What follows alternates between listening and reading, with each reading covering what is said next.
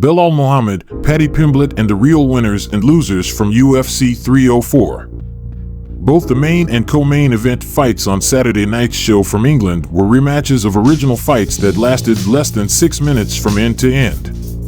Welterweight champion Leon Edwards met second-ranked contender Belal Muhammad again after their previous engagement on a fight night show 3 years ago was halted early in the second round, when Muhammad was injured by an inadvertent eye poke. Edwards won his belt from Cameron Usman 17 months later and had since defended twice, while Muhammad had won 5 straight since and 9 in a row overall minus the no contest. It's a similar story in the co-main, where interim heavyweight champ Tom Aspinall faced 4th-ranked Blaydes 2 years and 4 days after a knee injury forced him out of their first bout after just 15 seconds.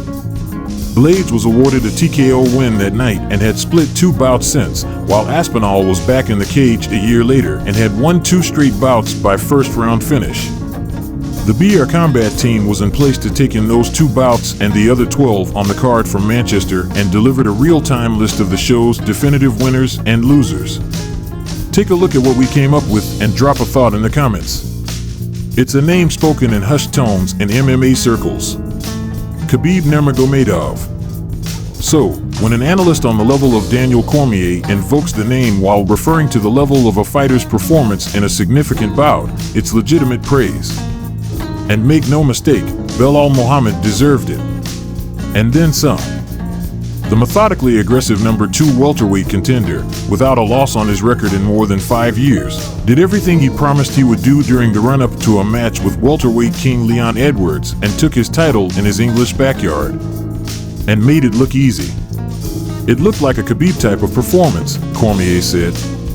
Muhammad scored 9 takedowns, spent more than 12 minutes in position control, provided highlights with a couple of punishing slams, and generally smothered the reigning champ while earning the verdict by scores of 48-47, 48-47, and 49-46. BR agreed with the third judge, scoring 4 of 5 rounds for Muhammad.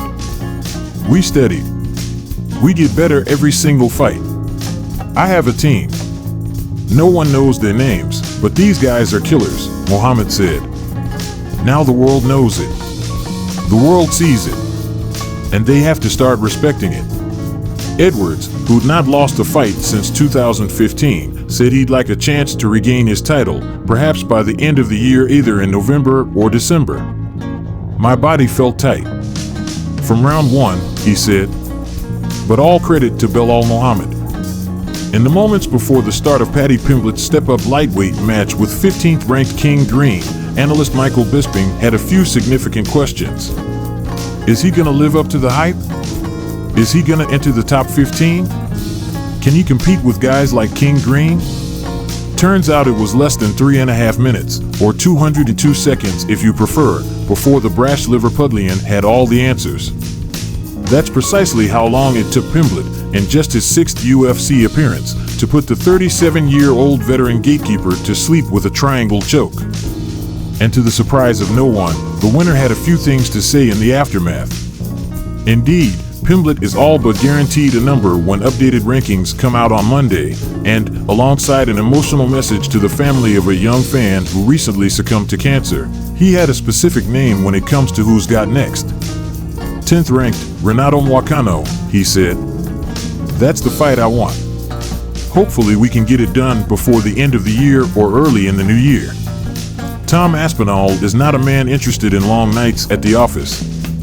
He'd won 7 of his first 8 fights in the UFC while only seeing the second round once, and even the loss lasted just 15 seconds thanks to an unfortunate knee injury.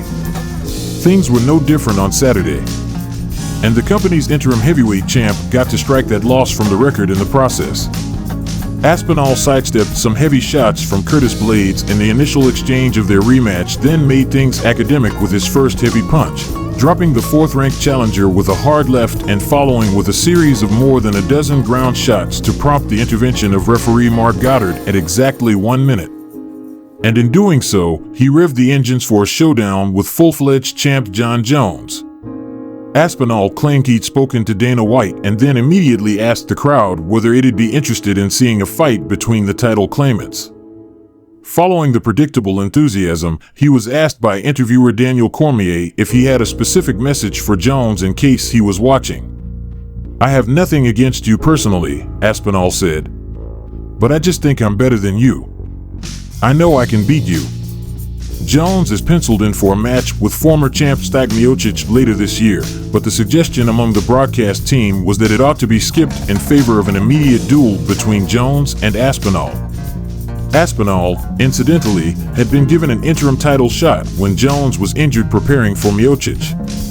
With respect to the undisputed champ Jon Jones, this is an active competing heavyweight, and he looks like a problem for anyone, blow-by-blow man John Onyx said. "Whoever wins that fight, Jon Jones or Stipe, this fight has to be next." It was bad enough that the middleweight fight between Gregory Rodriguez and Christian Leroy Duncan, forecast by many to be a bonus-worthy slugfest, turned out to be a flop. Rodriguez won by a desultory unanimous decision, sweeping all 3 rounds on all 3 scorecards, in case anyone was still interested after 15 minutes of drowsiness. But it wasn't the lone reason things were going south in the final hour before midnight ET. It was in those 60 minutes that the pay-per-view broadcast turned south for apparently technical reasons, with weird instances related to graphics, sounds, and other issues.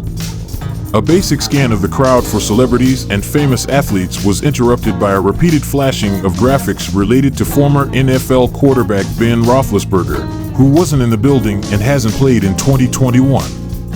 Minutes later, a commercial break was going south when advertisements were stalled in favor of generic exterior shots of the fight venue and outside crowd, and accompanied by an ESPN Plus message conceding the problems were occurring. Finally, in the interim between the end of the Rodriguez-Duncan bout and the reading of the scorecards, a repeated sound check occurred in which someone sounding like an engineer was audible repeating Channel 1, Channel 2, Channel 3, etc. The broadcast crew never mentioned the issues, and the show continued without a blip once Paddy Pimblett's hike package began. So, all's well that ends well.